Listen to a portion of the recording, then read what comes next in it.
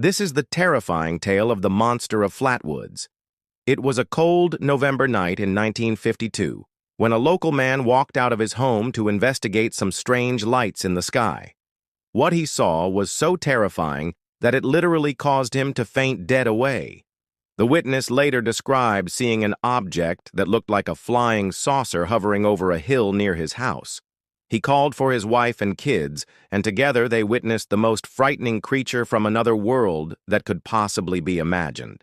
They would later come to be known as the Flatwoods Monster. But what exactly did they see? Was it a humanoid alien? Was it a UFO or something else entirely? Let's take a look at this mysterious case in more detail. On the evening of November 12, 1952, a working coal miner named John Martin was returning home from a day at work. He had been working at the Willow Grove section of the town of Flatwoods in Braxton County, West Virginia. John lived with his wife, Katie, and their 3 children, 8-year-old John Jr., 6-year-old Carol, and their baby daughter. It had been a long, hard day at the coal mine, and all John wanted to do was get back to his house and relax. But that wasn't meant to be.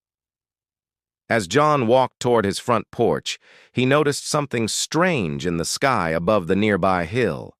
At first he thought it might be a plane or maybe even a UFO. He told his wife to come and take a look, and she too was baffled by what they were seeing. The Martins then ran to the window to get a better view. This is when John, the father, fainted dead away. According to Katie, her husband went white as a sheet and slumped down onto the floor. When she asked him if he was okay, he responded, "I don't know what it is, but there's something up there that knocks me out." Katie was immediately worried that her husband was having a stroke. She rushed him outside and into the car and drove him to the nearest doctor. Meanwhile, their children remained inside the house watching what was going on in the sky. When the father came to, he told his wife to take him back home. As they arrived back at their house, Katie quickly looked up into the sky and realized that whatever was out there was still there. She told her husband to look again. By this time, their children had come outside and were standing around their parents while they stared up at the sky. The family later told investigators they had seen a huge, bright object floating above the trees like a giant ball. The mother said she was so scared she couldn't scream, but the father, John, managed to call out, "Good God, what is that?" The witness said the object hovering in the sky appeared to be metallic and about the size of a house. It emitted bright pulsating lights that shone down on the ground below. Then suddenly, 2 smaller objects broke off of the larger one and floated closer to the ground. These smaller objects were shaped like cones and looked like they were about the size of cars. They floated lower and lower until they were only about 15 feet off the ground. This was when the Martins and their friends became really frightened because that's when they saw the monster. Standing directly next to the cone-shaped object was a horrifying-looking creature. It was between 4 and 5 feet tall and had a large head with huge red eyes. It also had very long arms and fingers, which it waved around in the air, and it was making a strange gurgling noise. They watched in horror as the creature then began to walk through the woods toward them. It took long strides and moved surprisingly fast. It looked like it was trying to get away from the sound of a jet engine. After the creature disappeared into the trees, the witnesses heard what sounded like a jet taking off. Then the lights in the sky vanished and everything went back to normal. When the Martins and their friends realized that the coast was clear, they went back into the house and locked the doors. They didn't want that horrible monster to find them. To this day, they have no idea what it was. The Martins reported their experience to the local sheriff, and soon the whole town was buzzing about the supposed alien creature.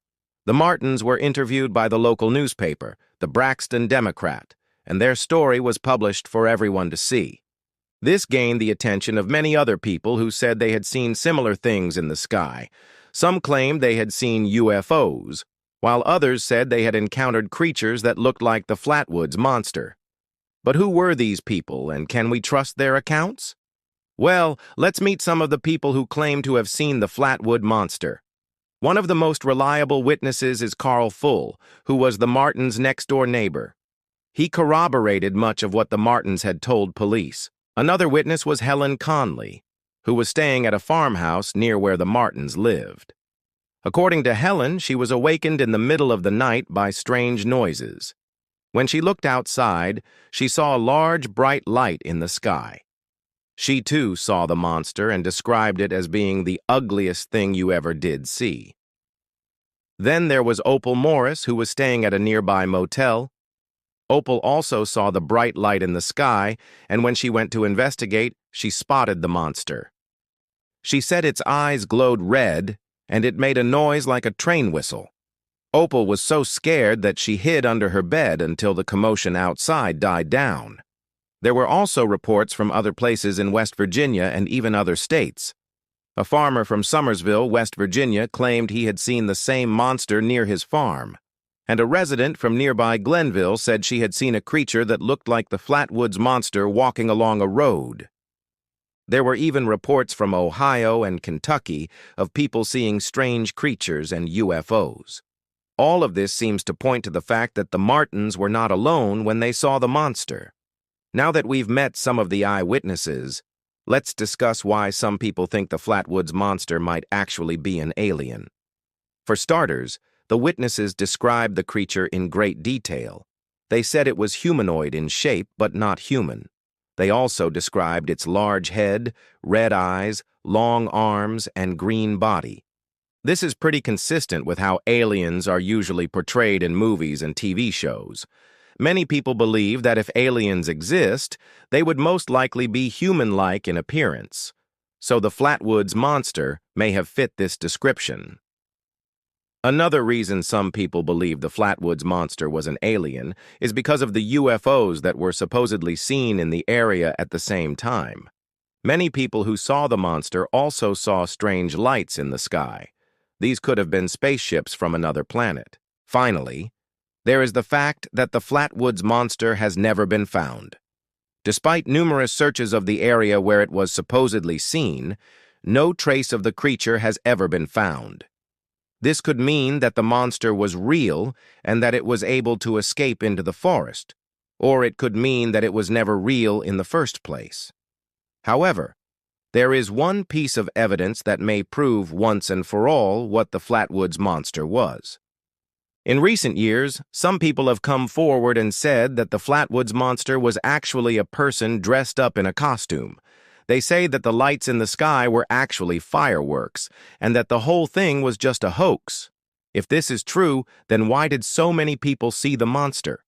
Why did they all give similar descriptions of what they saw? And why has the monster never been found? Some people still believe that the Flatwoods Monster is an alien that visited our planet from another world. What do you think? Was the Flatwoods Monster an alien, a person in a costume, or something else entirely? Let me know your thoughts in the comments below, and as always, thanks for watching. Be sure to subscribe so you don't miss any new videos. Thanks again for watching, and I'll see you next time.